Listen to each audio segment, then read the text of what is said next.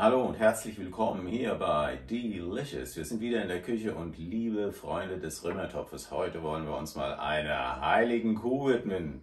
Wenn es ums Thema Römertopf geht, ist eine Frage immer die ganz große Frage, wie reinige ich den Römertopf richtig? Und da gibt es zwei Religionen. Es gibt die sagen, Mensch, tu das Ding in die Spülmaschine, ist kein Problem. Die Römertopf AG steht auch hinter denen und sagt es, wir verkaufen den Topf auch so, ihr könnt ihn in die Spülmaschine tun. Und dann gibt es die Menschen, die sagen, niemals, nimmer nicht in die Spülmaschine, bitte, bitte, bitte, auf gar keinen Fall, ihr zerstört den Topf damit. Was es damit auf sich hat und ob das alles so richtig ist, die Pros und Kontras der beiden Seiten, das wollen wir heute hier in diesem Video beleuchten.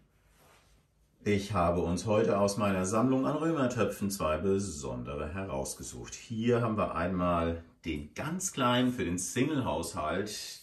Den habe ich kürzlich erst erstanden und der ist auch relativ wenig gebraucht worden, stand aber sehr, sehr lange ungebraucht rum. Von daher wollen wir den auf jeden Fall erstmal von Hand reinigen, schauen, wie weit wir dann dabei kommen und später werden wir den auch nochmal mit Essig reinigen. Wie das funktioniert, das zeige ich euch gleich. Betrachten wir uns den Topf erstmal. Wir sehen, wir haben hier schon seltsame Flecken hier drin. Ob wir das nun Patina nennen wollen oder nicht, keine Ahnung. Ihr seht auch hier diese hellen Verfärbungen drin. Tja, auch beim Blick in den Boden. Wir sehen, der wurde benutzt. Hier unten sind auch wieder diese hellen Flecken. Und wir wollen doch mal schauen, wie weit wir mit unserer Reinigung per Hand und mit einem Essig-Wasser-Gemisch bei diesem Topf kommen. Des Weiteren habe ich noch einen anderen Topf mitgebracht. Das ist das Modell Swing aus der Römertopf-Kollektion. Das ist ein fast unbenutzter Topf. Allerdings muss den mal jemand in den Händen gehabt haben. Naja, wir sehen es hier, das ist sehr, sehr dunkel. Und auch wenn wir den Deckel auf die andere Seite umkehren, sehen wir ähnliche Verfärbung wie die wir schon aus dem kleinen, dem 107er Topf der Klassiker-Linie kennen. Beim Blick in den Bräter, in den Boden des Bräters, sehen wir hier auch entsprechend Wasserränder, was auch immer das hier sein mag. Den wollen wir auf jeden Fall mit der Geschirrspülmaschine auf den Leib rücken, wie das auch von der Römertopf AG für gerade diesen Topf empfohlen wird. Das Swing ist einer der neueren Römertöpfe aus deren Kollektion. Von daher wagen wir uns da gerne mal ran und packen den einfach in die Spülmaschine. Thema Spülmaschine. Also es ist schon so, dass viele Zweifler von wegen Römertopf in der Spülmaschine waschen, begründen ihre Aussagen damit zu sagen, naja, die Reinigung in der Spülmaschine ist nun schon eine sehr aggressive Reinigung. Man würde hier dem Tontopf keinen Gefallen tun. Man würde vor allen Dingen mit Chemie am Tontopf arbeiten, damit die Poren zerstören etc. pp. Also grundsätzlich, wenn die Römertopf AG ganz klar sagt, ihr könnt das damit machen, dann sollten wir denen da auch ruhig vertrauen. Warum denn nicht? Ich kann euch sagen, ich habe sicherlich verschiedene Römertöpfe, verschiedene Bräter, auch von verschiedenen Herstellern. Manche reinige ich tatsächlich nur von Hand und es gibt andere, die stecke ich auch mal in die Spülmaschine. Meine Erfahrung bis dato ist tatsächlich die, ich habe noch keine schlechte gesammelt, sondern eher gute. Und gerade auch, wenn ich in der Spülmaschine gereinigt habe, kommen die Töpfe sehr sauber raus. Rückstände vom Spülmittel oder von verschiedenen Reinigungsmitteln nach einem Gang durch die Spülmaschine, das kann ich euch definitiv versichern, wird es nicht geben. Warum? Die Spülmaschine reinigt ja hinterher die gespülte Ware in der Spülmaschine auch eben entsprechend nochmal mit einem entsprechend kräftigen Wasserstrahl. Also von daher ist auch das kaum gegeben. Und da muss ich sogar eher sagen, bin ich eher bei denen, die sagen, pack das Ding in die Spülmaschine, völlig okay. Denn wenn ich den mit der Hand wasche und damit klarem Wasser hinterher abspüle, werde ich niemals mit einer solchen Kraft das klare Wasser durch die Poren spülen können, wie das eine Spülmaschine kann. Also hier stellt sich dann wirklich die Frage, was mache ich wie? Was mache ich wie und welche Mittel verwende ich jetzt hier? Kommen wir einfach mal zu diesen Putzmittelchen, die ich hier selbst verwende. Also wir fangen erstmal mit dem an, welches wir bitte niemals, nimmer nicht verwenden wollen. So ein Stahlschwamm. Das ist also definitiv der falsche Weg. Damit zerstöre ich wirklich die Poren. Römertopf AG spricht von einem normalen Schwamm, den ich gerne dazu verwenden kann. Wobei ich auch hier sagen würde, die umliegende Seite kann man durchaus verwenden. Das ist einfach nur etwas raueres Material als hier und wird keine Poren zerstören. Entsprechend habe ich mir irgendwann mal auf einem Mittelaltermarkt so eine kleine Wurzelbürste, ist eigentlich zwar für die Finger gedacht, die hatte ich mir aber damals tatsächlich für den Römertopf genommen, für entsprechend harte Essensrückstände, Speisenrückstände, die sich an den Wänden des Römertopfes manchmal doch abbilden und dann da zurückbleiben. Wie das im Einzelnen funktioniert, das schauen wir uns jetzt gleich an, weil wir werden jetzt auch gleich mal ans Spülwasser gehen. Ansonsten, ich hatte es ja schon gesagt, hier habe ich eine Flasche Essig noch stehen. Den werden wir nachher noch brauchen, weil den einen Römertopf, dem wollen wir ja eine grundsätzliche Reinigung verpassen. Der kommt ja nochmal im Backofen. Das schauen wir uns dann an, wie das funktioniert. Die Handwäsche. Auch wenn der Swing gleich in die Spülmaschine soll, werden wir doch zuerst mal versuchen, ob wir diese Spuren hier mit der Handwäsche nicht schon beseitigen können. Innen wie außen. Auch ob die Spülmaschine das später schafft, ich weiß es nicht, aber dafür probieren wir das Ganze zusammen aus. Hier habe ich schon etwas Wasser vorbereitet, das ist jetzt gerade mal so handwarm. Habe ein seichtes Spülmittel drin, was auf Zitronenbasis arbeitet. Und dann wollen wir doch mal schauen, wie sich der Gute hier drin so macht. Ich benutze jetzt als allererstes mal hier diesen Schwamm. Diese Glitzy-Schwämme, die kennt ihr ja alle. Also diese Seite ist jetzt wirklich sehr, sehr weich. Und wir schauen mal, was sich dabei nun ergibt, ob das Sinn macht.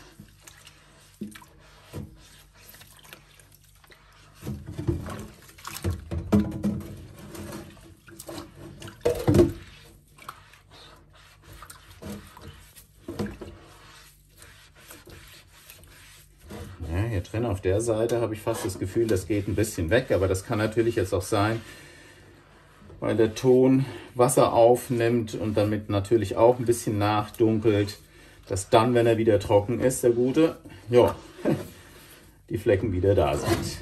Also von daher lassen wir uns mal überraschen. Hier jetzt am Außenrand, was ich so sagen muss, hat sich nicht wirklich viel getan. Aber wir dürfen nicht vergessen, es handelt sich hier um einen Naturstoff, der also auf jeden Fall sich verfärben kann, und es ist ja eigentlich auch nichts Schlimmes. Wir reden dann, wie gesagt, von Patina, und so ein Topf darf ruhig auch und gerne eine solche Patina haben. Ich spüle den jetzt nochmal ab. Wunderbar. Naja, also ich habe schon fast das Gefühl, dass wir hier auf der Seite doch einen entscheidenden Schritt nach vorne gekommen sind. Ebenso hier. Dann will ich doch mal hier die etwas festere Seite des Schwammes benutzen. Mal sehen, ob ich da noch mehr erreiche.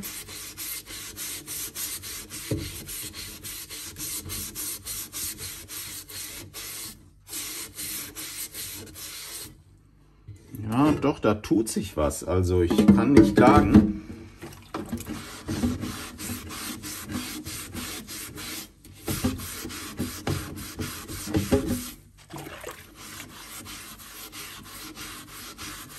Also mit mittelschwerem Druck, nicht mit aller Kraft, reibe ich hier und sehe, dass sich tatsächlich der Schmutz am Griff langsam schleicht.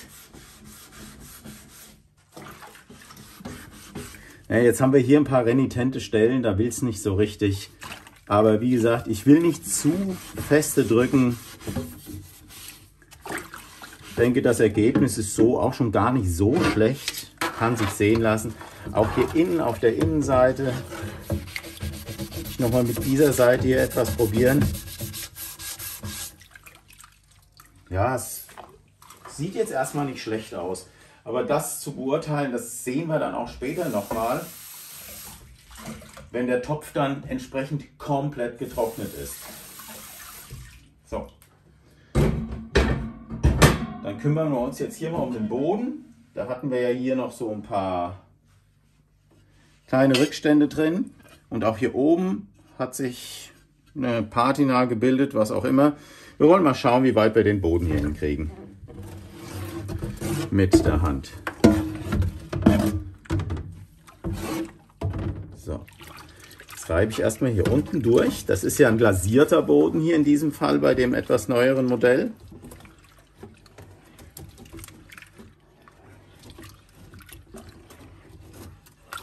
Bin sehr gespannt, wie sich das gibt. Hier hinten haben wir diese etwas verfärbte Stelle. Ja, da bin ich jetzt hier schon mit dem mit der etwas härteren Seite des Schwammes dran. Da werde ich jetzt mal die Bürste verwenden. Ich gehe jetzt auch noch mal mit der Bürste hier unten durch, wo wir diese Ränder drin hatten. Und das schauen wir uns gleich mal an, ob das jetzt hier schon was gebracht hat. Wenn die Rückstände so krass sind, dass man die so kaum wegbekommt, gibt es natürlich auch immer noch eine Möglichkeit, das vorher entsprechend lange einzuweichen. Das heißt, auch lauwarmes, also nicht zu heißes Wasser, das tut es ja auch. Also eine gewisse Temperatur sollte das Wasser schon haben.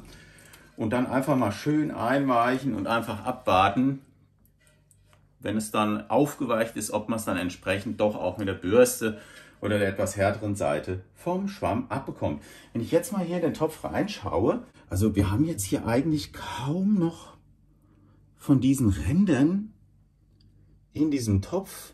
Das sieht ja eigentlich schon fantastisch aus. Und hier hat er noch so ein paar leichte Verfärbungen. But no matter what, ich werde diesen Topf ja sowieso zu Testzwecken auf jeden Fall nach unten in die Spülmaschine jetzt gleich befördern.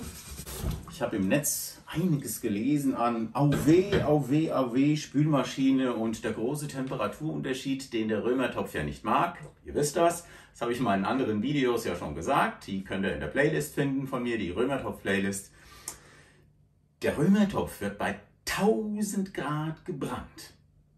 Das ist jetzt schon mal eine Gradzahl, das ist ja jede Menge.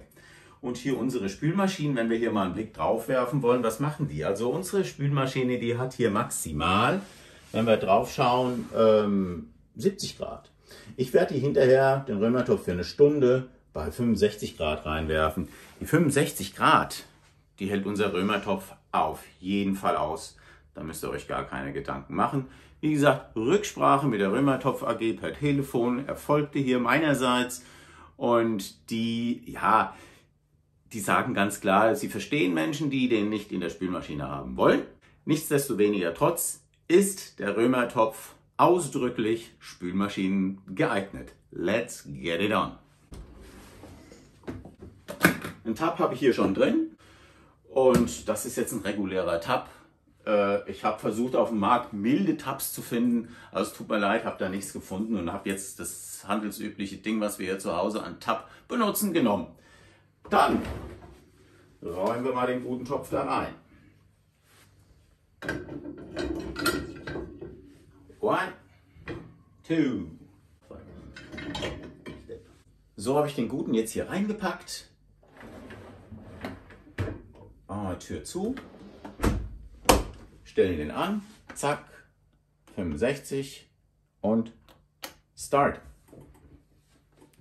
Sehen wir uns in der knappen Stunde wieder, wenn wir den rausholen und dann begutachten. Dann kommen wir jetzt mal zu diesem kleinen süßen Stück an Römertopf. Ja, ich werde euch demnächst auch mal meine ganze Sammlung vorstellen, weil da habe ich so ein paar ganz lustige Dinge dabei, wie zum Beispiel den Römertopf, der 107er Römertopf. Jawohl, für den Single-Haushalt. Ja, und das ist jetzt wie gesagt einer, der ist unglasiert. Also ich bin bei den unglasierten, ja gut, die gehen auch in die Spülmaschine, aber viele der unglasierten Modelle stammen aus einer Zeit, da gab es zwar schon Spülmaschinen, aber im Grunde genommen weiß ich nicht, ob das hier in dem Fall der richtige Weg ist. Würde ich persönlich jetzt nicht machen, also sind das auf jeden Fall Modelle, die ich gerne und viel lieber mit der Hand spüle. Den unteren Teil des Mini-Römertopfes wollen wir schon mal ein bisschen einweichen und nun hier mit dem oberen Teil beginnen.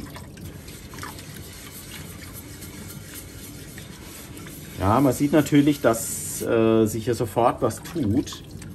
Wobei ich mir natürlich nicht so sicher bin, dass das nur daran, ob das nur daran liegt, weil wir natürlich jetzt hier durch das Wasser den Topf insgesamt etwas dunkel färben.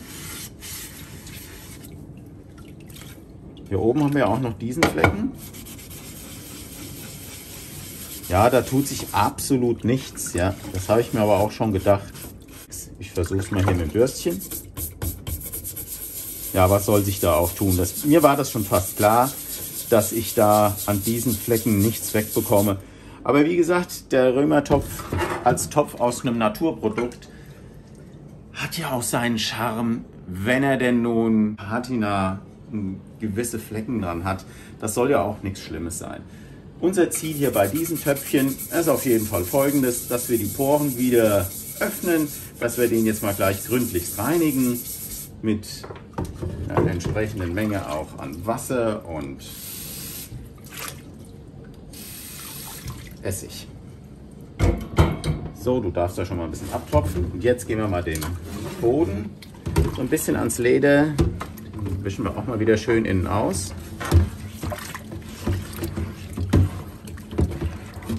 Wie gesagt, aber das muss jetzt noch nichts heißen. Der wandert jetzt auch gleich erstmal in den Backofen. Wie das genau funktioniert, das kommt jetzt. Dieser kleine Römertopf fasst einen Liter Flüssigkeit. Wir teilen das nur so auf, je nach Verschmutzungsgrad, man kann da mehr oder weniger Essig nehmen. Also wenn ihr das Gefühl habt, euer Topf hat es richtig nötig. Römertopf sagt im Übrigen, nach 100 Benutzungen sollte man den Römertopf mit Essig und Wasser reinigen. Im Regelfall reden wir hier von einer Aufteilung 1/4 Essig, 3/4 Wasser. 1 Liter haben wir hier, das wären dann 750 Wasser und 250 Milliliter an Essig. Da ich den jetzt nicht bis zum oberen Rand voll machen will, weil das wird gleich köcheln, nehme ich hier statt 250 nur 220 jeweils.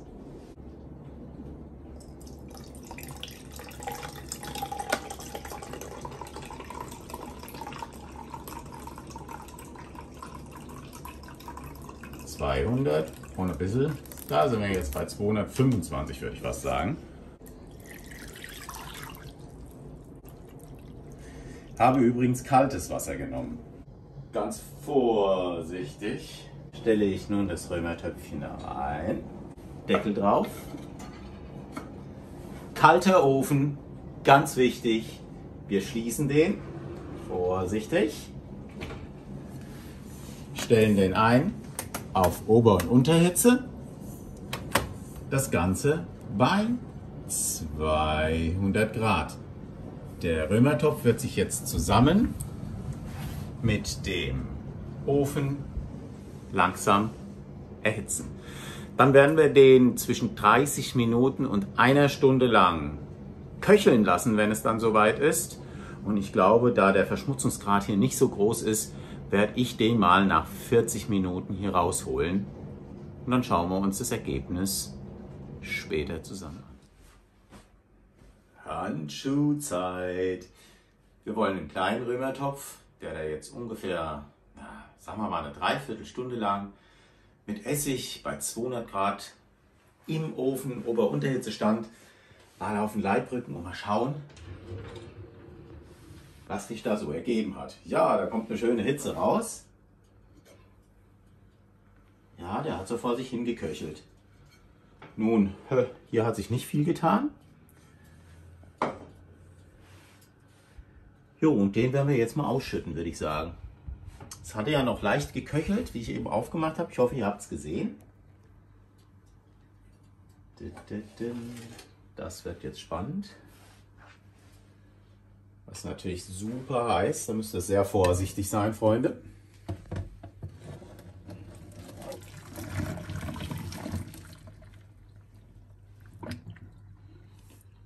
Wow, Luft anhalten ist angesagt.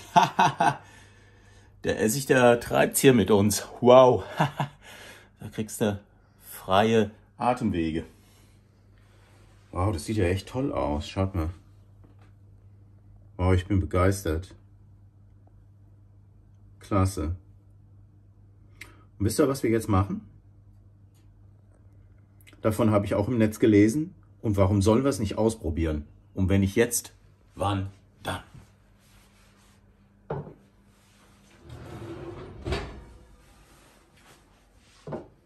Der Topf hat ja noch die Hitze. Das ist auch gut so. Und jetzt wollen wir das hier nochmal schnell auffüllen. Das müssen wir jetzt rausschneiden, weil ich natürlich... Ich bin auch komplett durcheinander mit deinem Hin- und Hergespringe. Ja. Ich will jetzt das Ding hier nochmal befüllen, ja.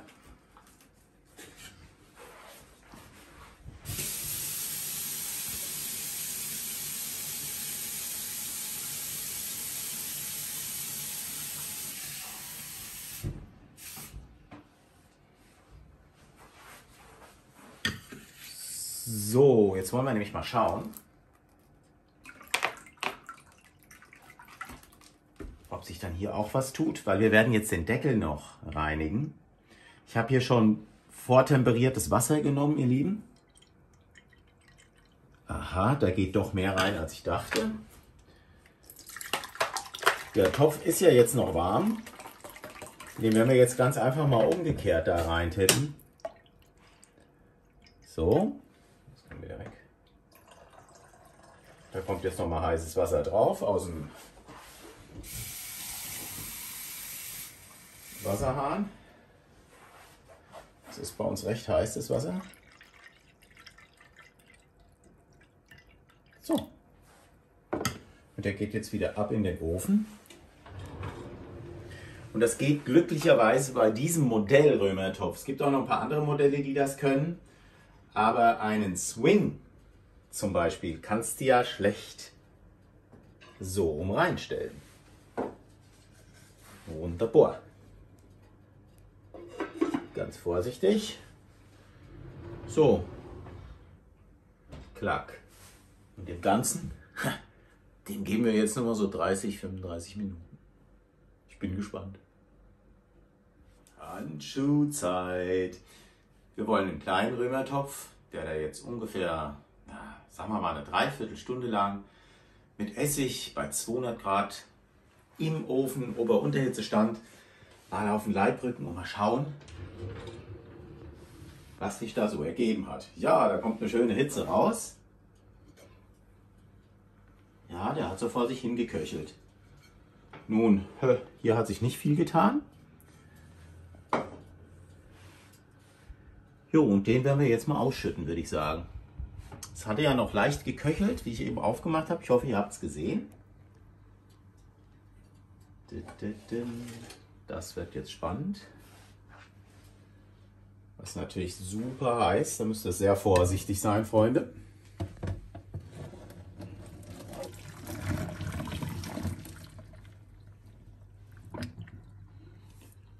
Wow, Luft anhalten ist angesagt. Der Essig, der treibt hier mit uns. Wow, da kriegst du freie Atemwege. Wow, das sieht ja echt toll aus. Schaut mal. Wow, ich bin begeistert. Klasse. Wir werfen einen Blick in die Spülmaschine. Ah, hier oben hat sich natürlich ein bisschen Wasser drin gesammelt. Ist klar. Kann man den anfassen? Ja, das ist recht warm. Aber das geht.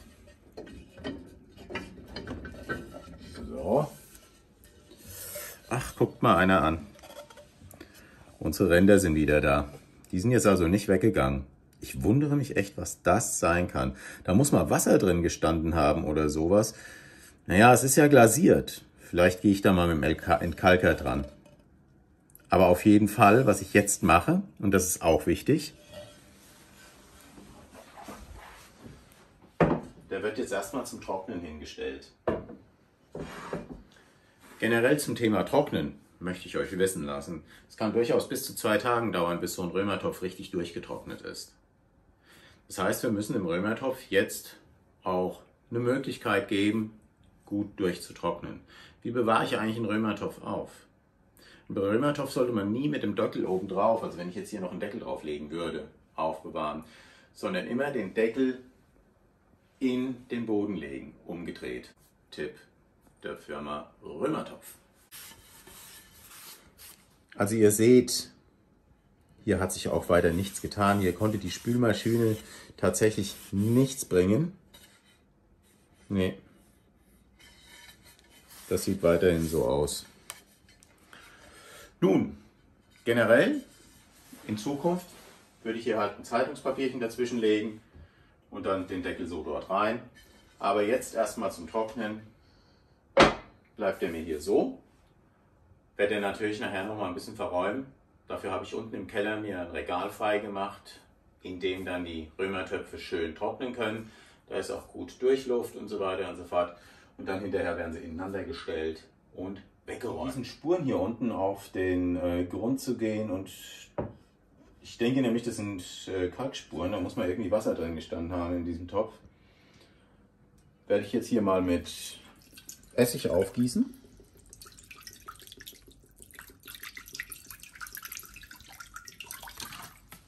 Noch einen gewaltigen Schuss Zitrone hinzupacken.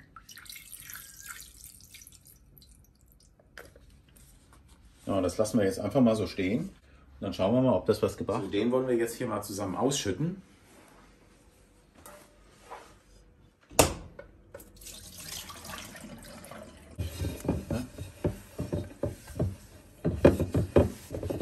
Juhu, das war erfolgreich, Leute. Schaut es euch an. Diese Ränder sind weg. Jo, den haben wir da wieder toll hingekriegt. Also, das ist doch wirklich klasse. Den lassen wir jetzt noch schön trocknen und dann kommt er wieder an seinen ihm angestammten Platz. Naja, darüber bin ich sehr froh, dass der auch hier eben wieder schön geworden ist. Das war jetzt unser Beitrag zum Thema Wir reinigen den Römertopf. Grundsätzlich keine Angst vor der Spülmaschine, kann ich euch nur sagen. Ganz besonders die neuen, die glasierten Römertöpfe, die können das gut ab. Ob ich jetzt einen alten Römertopf in die Spülmaschine stecken würde, ich glaube eher nicht. Aber wenn es mal schnell gehen muss, dann würde ich es, glaube ich, auch doch tun. Wir haben ein paar grundsätzliche Dinge. Starke Speiserückstände in den Töpfen, die sollten wir vorher einweichen. Das wird auch eine Spülmaschine nicht schaffen, ja. Mit auf keinen Fall zu harten Reinigungsgeräten und Reinigungsmitteln dran gehen. Das ist ein Ding, was wir uns einfach merken müssen. Und ich würde sagen, letztendlich, feel free. Macht das, wie ihr es denkt, was ihr für richtig haltet. Es geht auf jeden Fall jeder Weg. Und wir müssen, wie gesagt, vor der Spülmaschine keine Angst haben. Erzählt mir doch mal, was ihr darüber denkt, wie ihr das für euch in Zukunft machen wollt. Haut's mal unten in die Kommentare rein. Ich bin gespannt. Ich werde auf jeden Fall jeden eurer Kommentare beantworten. Blick in die Zukunft. Wir werden mal einen glasierten gegen einen unglasierten Römertopf, habe ich ja schon erwähnt, antreten lassen. Einfach mal gucken, was dabei rauskommt. Ob da wirklich so ein Wahnsinnsgeschmacksunterschied ist. Ob der nur marginal ist oder werden wir vielleicht eine Überraschung erleben. Keine Ahnung. Also, ich zähle auf euch. Ich hoffe, euch irgendwann wieder zu sehen im nächsten Video.